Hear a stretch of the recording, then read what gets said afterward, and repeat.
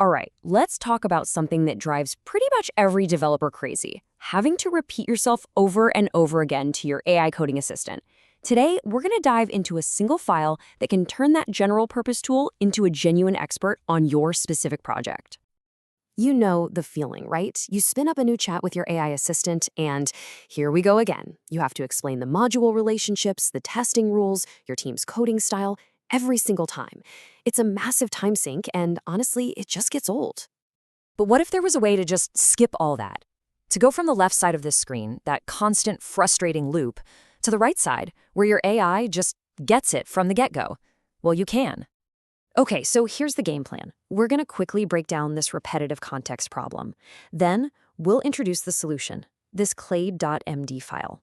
After that, I'll walk you through the fastest way to get started, how to structure the file to make it really powerful, and we'll wrap up with some pro tips to make you a power user. So, let's dive right in. What is this magic file? Well, you can think of it as your project's permanent cheat sheet for your AI. It's literally just a markdown file called Claude.md that you drop right into your repository. But here's the kicker. It becomes a permanent part of Claude's brain for your project. Every single conversation, every single session starts with this context already loaded. And look how simple and readable this thing is. It's not some complicated YAML or JSON config file. It's just plain markdown. It looks exactly like the kind of high-quality documentation you'd write for a new human team member, because that's essentially what you're doing. You're onboarding your AI.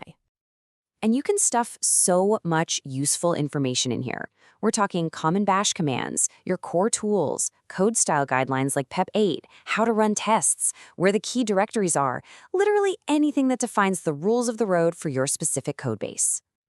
All right, so how do you actually get one of these started?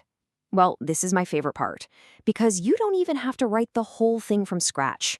There's a built-in magic wand. Seriously, it's that easy. You just navigate to your project's root directory, start a new Claude session, and type one command, /init. That's it. Claude will then scan everything, your package files, your existing docs, your code structure, and generate a first draft for you. It's pretty amazing. Now, this is a super important point. You have to treat what init gives you as a starting point, not the final product. It's great, but it can't possibly know your team's unwritten rules, right? So you gotta go in there, add those specific nuances like branch naming, clean up anything that's too generic, and then commit it so your whole team gets the benefit. So you've run -init, you've polished up the file. Now what? Let's talk about how to structure it to make it incredibly effective. There are really three main things to think about. First up, you've got to give Claude a map of the territory.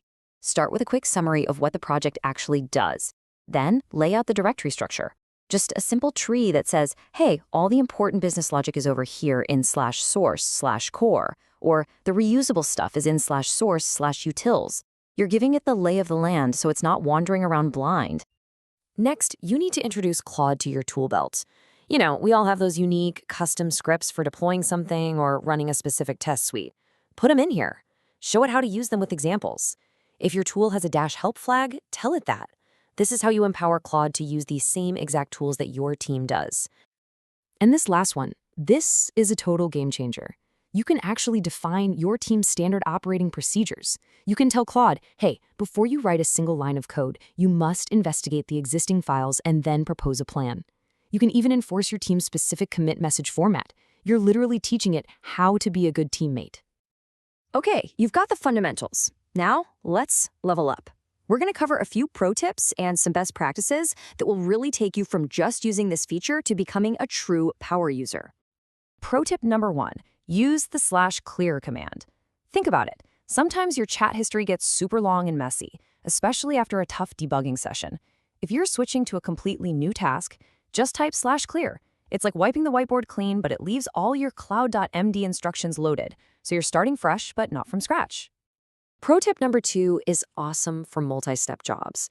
Let's say you just finished implementing a feature, and now you want to do a security review of that same code. You can just ask Claude to use a sub-agent. This is so cool. It basically spins up a fresh perspective, an isolated little brain just for that security review, so it's not biased by all the implementation details you just went through. It's like asking a colleague for a second opinion.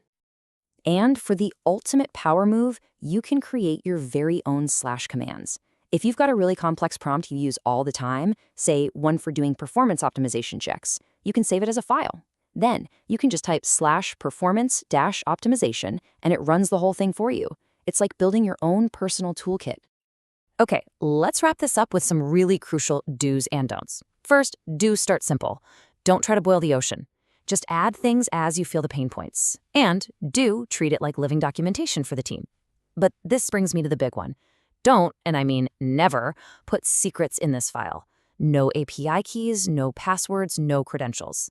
Remember, this file is going to live in your version control, so treat it like it's public. So when you really think about it, building a good cl80.md file isn't just about tweaking a tool. It's about capturing your team's collective wisdom and making it instantly usable.